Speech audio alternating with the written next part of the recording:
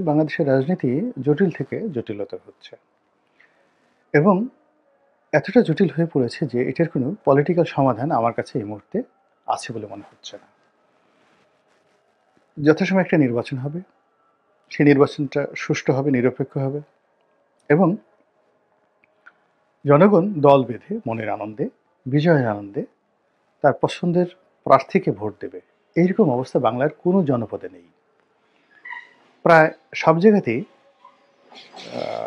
বিএনপির একাধিক প্রার্থী আছেন এবং থাকবে এবং এটি ক্রমশ বাড়তে থাকবে এবং প্রতিটি নির্বাচনী এলাকাতে ঠিক ২০২৪ সালে আওয়ামী লীগের যে দুরবস্থা হয়েছিল, যে নিজেদের প্রার্থীর মধ্যে রক্তক্ষয়ী সংঘর্ষ এবং সেই সংঘর্ষ শেখ হাসিনা নিজের হাতে বন্ধ করার চেষ্টা করেছেন এবং তার সমস্ত প্রশাসন মিলিটারি পাওয়ার দিয়ে তারপরেও তিনি বলতে গেলে 99.99% ব্যর্থ হয়েছেন এবং আওয়ামী লীগকে সর্বনাশ করে দিয়েছে ২০১৪ সনের এই একতরফা আমিরামি নির্বাচন।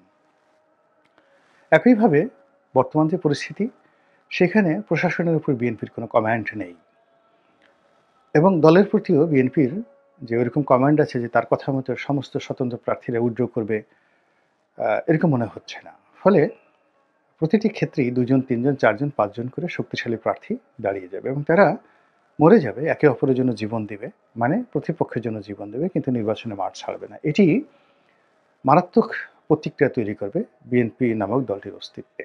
২ নম্বর হলো এই যে বিএনপির যে অন্তর্ঘাত বা তাদের যে শক্তিমত্তা বা তাদের জনপ্রিয়তা, হোয়াট এভার মেবি, আপনি যা কিছুই বলেন না কেন, প্রতিটা এলাকাতে তারা যে আধিপত্য বিস্তার করে আছে, ভোটের ময়দানে এই আধিপত্যকে চ্যালেঞ্জ করার মতো কোনো রাজনৈতিক বিকল্প শক্তি এই মুহূর্তে নেই। জামাত এই মুহূর্তে জনপ্রিয়তা অর্জন করার চেষ্টা করছে, তারা সাংগঠনিকভাবে তৎপরতা দেখাচ্ছে, কিন্তু এটা তৃণমূলে নয়। এমনকি ডক্টর শফিকুর রহমান, জামাতের আমির, তিনি যদি মিরপুরের যে সিটটিতে দাঁড়াবেন, ধরেন একটা সিটটিতে তিনি দাঁড়ালেন, এখন সেই সিটে যদি ডিপজল প্রার্থী হয় কিংবা ইলিয়াস মোল্লার যে ভাই তিনি প্রার্থী হন কিংবা এস এ খালেক সাহেবের ছেলে সাজু, মানে মিরপুরতে যে কয়টি সিট আছে ওনারাই সাধারণত প্রার্থী হন, এস এ খালেকের পরিবার আর মোল্লা পরিবার। তো মোল্লা পরিবার মানে এখলাসউদ্দিন মোল্লা, ইলিয়াস মোল্লার বড় ভাই। এখলাসউদ্দিন মোল্লা বিএনপি করেন, আবার ইলিয়াস মোল্লা আওয়ামী লীগ করেন। তো মোল্লা পরিবার। এর বাইরে সেখানে সেই ডিপজল আছেন, চলচ্চিত্রের যে নায়ক ভিলেন, তিনিও ওখানে যথেষ্ট শক্তিশালী, একসময় কমিশনার ছিলেন। তো এই ৩ জন মানুষকে, অর্থাৎ সাজু সাহেবকে, অর্থাৎ এস এ খালেক সাহেবের ছেলে সাজু সাহেব কিংবা তার বড় ভাই মহসিন, মহসিন তো এখন আসবে না, সাজুই হয়তো ইলেকশন করবেন। তো সাজু সাহেবকে, এখলাসউদ্দিন মোল্লাকে বা ডিপজলকে নির্বাচনের ময়দানে জামাত শত চেষ্টা করে মিরপুরের মতো জায়গাতে তারা দাঁড়াতেই পারবে না। ধানমন্ডির কথা চিন্তা করেন, সেখানে অন্তত ৫ জন প্রার্থী আছে বিএনপির, ধানমন্ডিতে ৫ জন প্রার্থী আছে এবং এদের অর্থবিত্ত ক্ষমতা সবকিছু আছে। মতিঝিলের কথা চিন্তা করেন, কোথায়, মানে ব্যাপার হলো এমনি আপনি জনপ্রিয়তা দেখাচ্ছেন, অনেক লোক আপনার আসছে, বায়তুল মোকাররমে বড় বড় মিটিং হচ্ছে, কিন্তু নির্বাচনের ময়দানটা সম্পূর্ণ আলাদা। যখনই নির্বাচনের ময়দানটা, যাকে বলে প্রতিযোগিতা শুরু হয়ে যাবে, পুরো জিনিসটাই বিএনপির নিয়ন্ত্রণে চলে যাবে এবং সেই যে নিয়ন্ত্রণে চলে যাবে, মাঠে কোনো প্রতিদ্বন্দ্বী নেই, এটি বিএনপির জন্য মারাত্মক বিপর্যয় হয়ে পড়বে, আইন শৃঙ্খলার জন্য মারাত্মক বিপর্যয় হয়ে পড়বে। নির্বাচন পূর্ববর্তী সময় এবং নির্বাচন পরবর্তী সময়ে কয়জন বাঁচে, কয়জন টিকে এবং কী পরিস্থিতি হয়, এটা নোবডি নোজ। ১। ২ নম্বর হলো যে নির্বাচন পূর্ববর্তী সময় এখন প্রতিদিনই পরিস্থিতি অবনতি হচ্ছে। আইনশৃঙ্খলা, শিক্ষা প্রতিষ্ঠানগুলোতে অস্থিরতা, অর্থনীতি একেবারে খুবই খারাপ অবস্থা।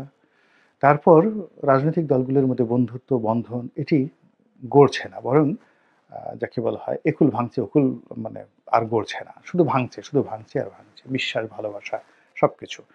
এবং আমরা প্রথম দিকে যেটা মনে করেছিলাম যে ইসলামিক দলগুলো সব এক হয়ে যাবে, অর্থাৎ জামাত, হেফাজত, চরমোনাই সব এক হয়ে যাবে, কিন্তু এখনো পর্যন্ত তারা মৌখিকভাবে কথাবার্তা বলছে, দেখা সাক্ষাৎ করছে, কিন্তু এক হওয়ার মতো কোনো ঘটনা ঘটেনি।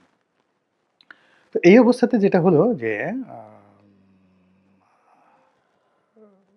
পুরো রাজনীতির হিসাব নিকাশ প্রতিদিনই পাল্টে যাচ্ছে, আর পাল্টে যাওয়ার কারণে সাধারণ যারা মানুষ রয়েছেন তারা আতঙ্কগ্রস্ত হয়ে পড়ছেন। অনেকে বলছেন যে এটা তো পলিটিক্যাল কোনো সলিউশনে যাবে না। আবার একটা ১/১১ এর কথা বলছেন, আবার একটা ২/১১ এর কথা বলছেন। কেউ সেনা শাসনের কথা বলছেন। তারপরে আবার অনেকে ওয়েলকাম জানাচ্ছেন যে আ এর পরিবর্তে এই এখন যে অস্বস্তিকর অবস্থা যাচ্ছে এর চাইতে বরং সেনাবাহিনী সরাসরি যদি ক্ষমতা নিয়ে ৫ বছর চালায়, অসুবিধা কি? আবার নতুন আরেকটা গ্রুপ বের হয়ে গেছে যারা বর্তমান ইউনূস সরকারকে আরো ৫ বছর রেখে দিতে চাচ্ছেন। তাদের বক্তব্য হলো যে এরা তো চাঁদাবাজি করছে না, এরা তো ঘুষ দুর্নীতি করছে না। ঘুষ দুর্নীতি করছে তো অন্য মানুষ, দখলবাজি করছে না।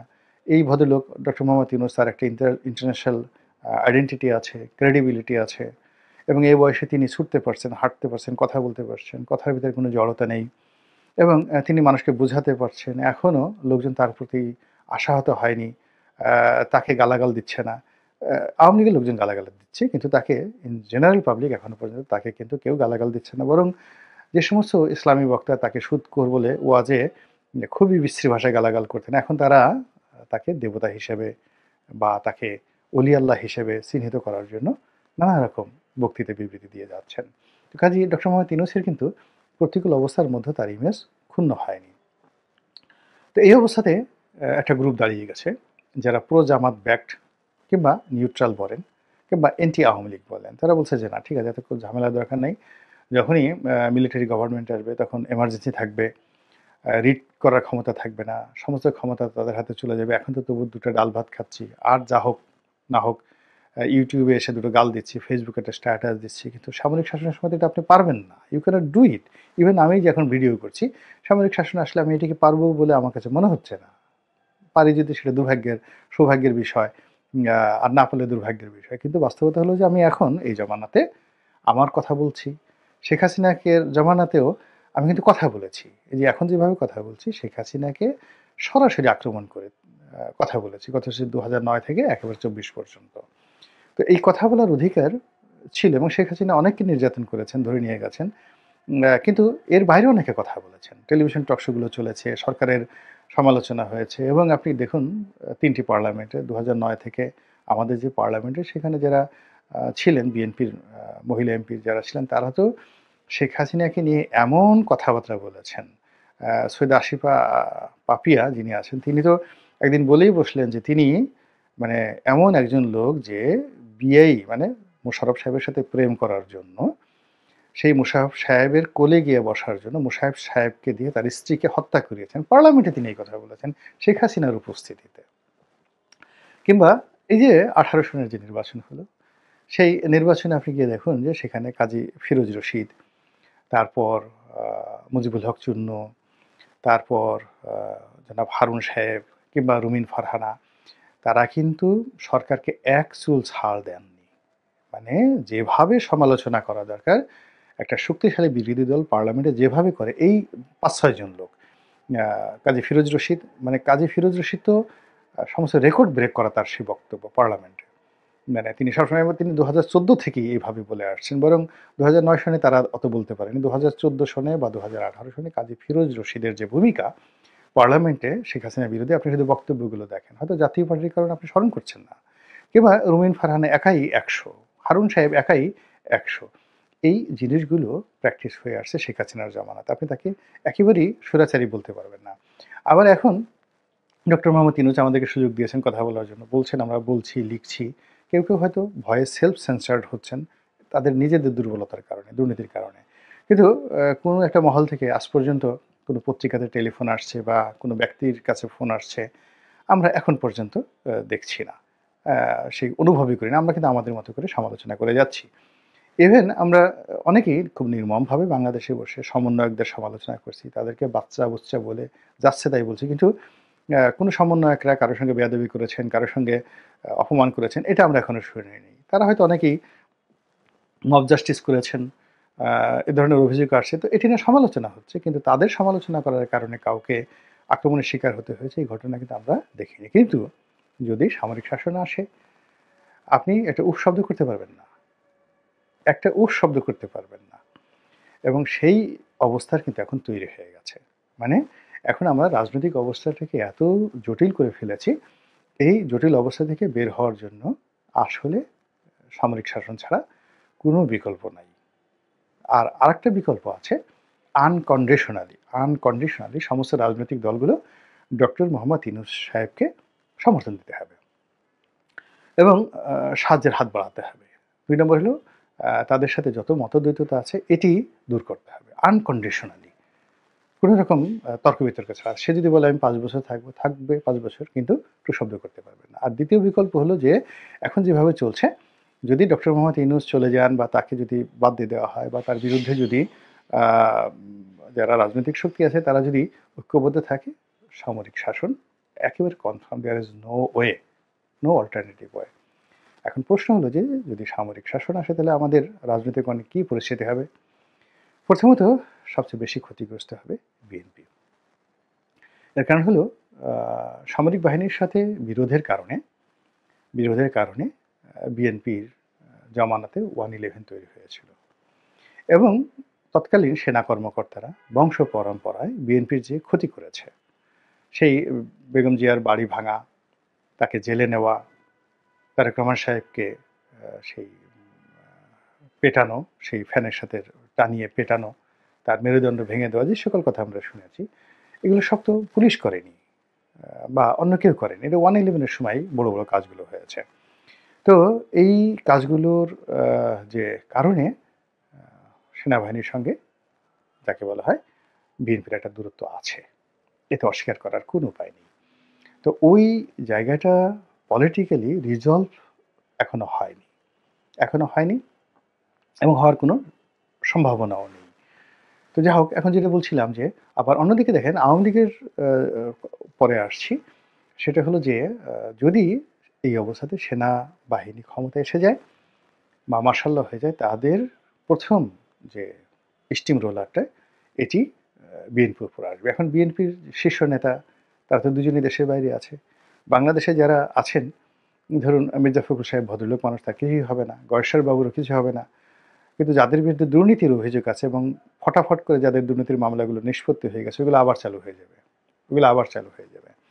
যাদের বিরুদ্ধে সন্ত্রাসের অভিযোগ আছে আবার চালু হয়ে যাবে। আবার এই গত ৫ মাসে যাদের বিরুদ্ধে চাঁদাবাজি থেকে শুরু করে দখল ইত্যাদি যে অভিযোগগুলো হয়েছে তাদেরকে রীতিমতো বাঁশডলা দেয়া হবে এবং চারিদিকে শুধু দেখবেন, হ্যাঁ, শুধু মানে কান্নাকাটি, রীতিমতো কান্নাকাটি, এবং সেই কান্নাকাটিতে বিএনপি নামক যে দলটি কি বিপদের মধ্যে পড়বে, এটি সামরিক শাসন মানে এর সাথে না খেয়ে থাকা ভালো। এর চেয়ে ডক্টর ইউনূসের অধীনে ১০০ বছর থাকা ভালো। এর চেয়ে আবারও যদি শেখ হাসিনা এসে আরও ১০ বছর শাসন করে তবুও ভালো, কিন্তু সামরিক শাসন মোটামুটি বিএনপিকে একেবারে মাটির সঙ্গে মিশিয়ে দেবে। এটা হলো আমার অ্যাসেসমেন্ট। এখন বিএনপি এটাকে কীভাবে নেবে বা না নেবে তার ব্যাপার। দ্বিতীয়ত বিএনপি এই অবস্থার প্রেক্ষিতে যদি সামরিক শাসন আসে, জামাতের জন্য পুয়া বড়। সেটা ২ বছর থাকুক, ৫ বছর থাকুক, ১০ বছর থাকুক, জামাত কখনোই সামরিক শাসনকে তারা মানে যাকে বলা হয় ডিসকঅপারেশন করবে না, কোঅপারেশন করবে। এর কারণ হলো জামাত এখনো পর্যন্ত ৩০০ আসনে প্রার্থী দিয়ে ২০০ আসন নিয়ে বিজয়ী হবে ওইরকম পরিস্থিতির সৃষ্টি হয়নি। ফলে নির্বাচন নিয়ে তাদের কোনো তাড়াহুড়ো নেই। তারা একটা পরিবেশ চাচ্ছে, পরিস্থিতি চাচ্ছে যেখানে নিরাপদে তারা ওয়াজ করতে পারবে, তাদের কর্মী সমর্থক বাড়াতে পারবে, তাদের রাজনৈতিক কর্মকাণ্ড চালাতে পারবে, তাদের অর্থনৈতিক যে ক্ষতি শেখ হাসিনার জমানাতে হয়েছে এগুলো পোষাতে পারবে এবং এইতটুক নিশ্চয়তা সেনাবাহিনী তাদেরকে দিতে বাধ্য। এবং তাদের তো সেনাবাহিনীর তো আসলে রাজনৈতিক উইংস দরকার। সেই উইংসে জামাত এবং সেনাবাহিনীর মধ্যে সবচেয়ে একটা দহরম-মহরম সম্পর্ক হয়ে যাবে, প্রেম ভালোবাসার সম্পর্ক হয়ে যাবে। তো এখন জামাতের যারা নেতৃবৃন্দ রয়েছেন, আপনি তাদের সবাইকে দেখবেন যে কত বড় হয়ে গেছে এক একজনে।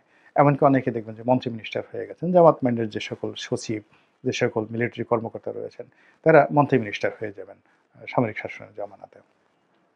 আর আর্মির শাসন আমল হলে যাকে বলা হয় রীতিমতো ঈদের আমেজ শুরু হয়ে যাবে আওয়ামী লীগের মধ্যে। এর কারণ হলো আওয়ামী লীগ যে কাজটি করেছে সেটা হলো এখন তারা এই যে সেনাবাহিনীর কিছু কর্মকর্তাকে গালি দিচ্ছে, কিন্তু সেনাবাহিনীর যে মূল চেইন অফ কমান্ড থেকে শুরু করে তাদের যে রিক্রুটমেন্টগুলো, যেটা অত ডিটেলস বললাম না, অনেক কর্মকর্তা থেকে শুরু করে পুরো সামরিক বাহিনীকে আওয়ামী লীগ যে সুযোগ দিয়েছে, সুবিধা দিয়েছে, পুরো ক্যান্টনমেন্টগুলোকে আধুনিকায়ন করার জন্য যা কিছু করেছে সেটি সাবেক যে সেনাপ্রধান ছিলেন সেই যে তিনি তখন বোধহয় লেফটেন্যান্ট জেনারেল ছিলেন, যেটাকে সিজিএস বলা হয়, এরকম পদে বা কোনো একটা পদে ছিলেন। তার একটা সাক্ষাৎকার দেখেছিলাম। তিনি বলেছিলেন যে, "শেখ হাসিনার কি দয়া! আমাদেরকে তিনি ৩ বেলা খেতে দিচ্ছেন। আগের কোনো আমলে আমাদেরকে ঠিকমতো খেতে দেওয়া হতো না।" মানে সেনাবাহিনীর নিয়ম হলো ২ বেলা রুটি খেতে হবে, ১ বেলা ভাত খাবে। তো শেখ হাসিনা এসে নিয়ম করে দিয়েছেন যে, ৩ বেলা এখন থেকে আপনার ইচ্ছে করলে ভাত খেতে পারেন।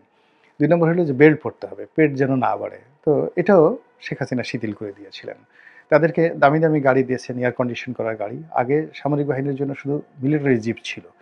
আপনি এরশাদ জামানাতেও দেখবেন যে তাদের জন্য কোনো আলাদা জিপ বরাদ্দ ছিল না। সমস্ত জিপগুলোই ছিল আ এগুলোকে বলা হয় মিলিটারি ভেহিকল, মিলিটারি ইকুইপমেন্ট। তো ওইগুলোর সাসপেনশন খুব হার্ড থাকে এবং ওখানে বসে থাকলে ওই এখন যেমন গদগদে গদির উপর বসে এরম মাজায় একটা অবস্থা থাকে, ওরকম না। মিলিটারি খুব হার্ড জিপ, অনেকটা ডিফেন্ডার টাইপের, ল্যান্ড ক্রুজার, আগের যে মিলিটারি যে গাড়িগুলো ওই যে এখনো দেখবেন যে সেগুলো আছে।